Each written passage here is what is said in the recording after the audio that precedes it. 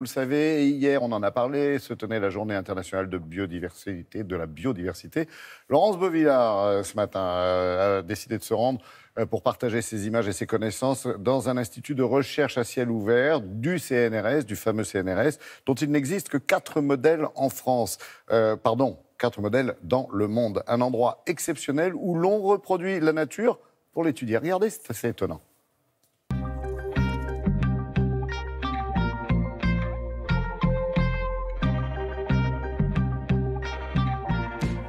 Dans ce caisson, il y a de la nature. Nous sommes ici en Île-de-France sur une plateforme scientifique qui étudie les écosystèmes. On reproduit ici la nature au plus près de la réalité. On a un ensemble de 16 lacs expérimentaux. Ce sont des modèles d'écosystèmes naturels avec toute leur complexité. C'est-à-dire qu'on a des zones de plein eau, on a des zones de fond avec du sable, on a des zones littorales avec une végétation complexe, on a des grenouilles, on a des poissons. Tous ces systèmes ont été colonisés naturellement avec des graines qui ont été portées par le vent et qui ont permis en fait l'installation de la végétation. Au bout de 2 ans de colonisation naturelle, on a mis des poissons avec des espèces typiques de nos régions, des gardons, des perches, des goujons, etc. Et dans la moitié des lacs, des brochets. Les brochets, ce sont des prédateurs de sommet de chaîne, donc des carnivores très efficaces.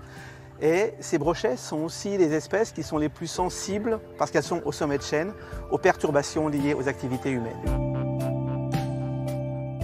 Ici, il y a actuellement une expérience en cours qui consiste à enrichir la moitié des 16 lacs en phosphates. Alors les phosphates, ils sont liés aux activités humaines et aussi à l'agriculture.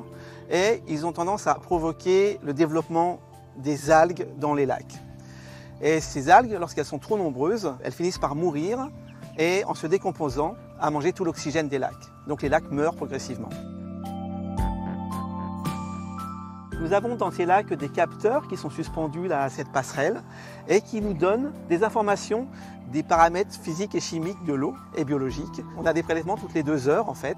On peut étudier, si par exemple il y a une canicule ou une période très froide, comment des systèmes différents, affectés par différentes perturbations humaines, vont répondre à ces fluctuations climatiques. Là maintenant, on va changer de continent, on va en Arizona. Bonjour, il fait chaud chez vous. Hein. Donc ici on a recréé un écosystème avec du sol qui vient d'Arizona, des plantes qui viennent d'Arizona, donc de l'herbe et des acacias. Et donc on va simuler le climat d'Arizona, donc 20 degrés la nuit, 35 degrés le jour.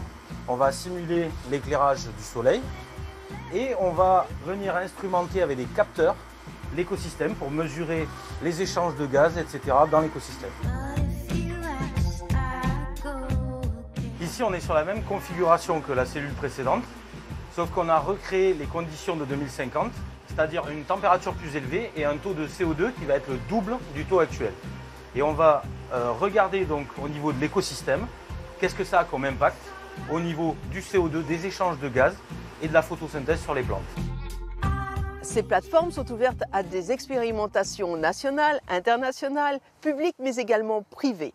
Le but, c'est de fournir des données scientifiques et concrètes permettant au gouvernement ou à des hommes politiques de prendre des décisions face à une pollution ou au réchauffement climatique.